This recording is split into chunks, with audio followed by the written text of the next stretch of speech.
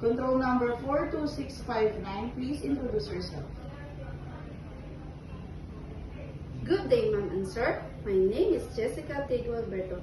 I'm 35 years old, single, and I have 3 kids. The ages is 13, 11, and 1. I have 5 brothers and 3 sisters. I am the second eldest of the family. What is your educational attainment? I have a graduate high school in Marcelo H. Del Pilar National High School. Why do you want to go to Hong Kong? For myself and for my kids. Have you been to any country before as an OFW? No, but I have experienced 6 years in Philippines. Do you have experience of taking care of an old person? No, but I'm willing to learn. Do you have experience of taking care of a newly born babies and children? Yes, I have experience.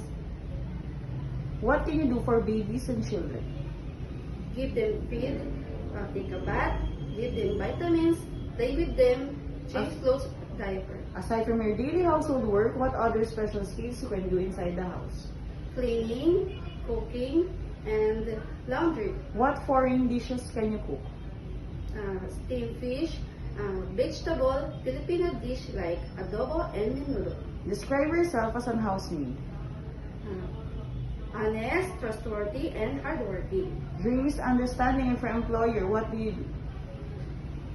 I will say sorry and apologize. Describe your relationship with your past and present employer. How did they treat you? They treat me like a family. Message for your future employer in Hong Kong.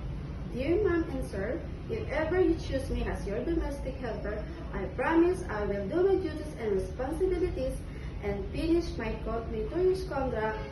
Thank you so much.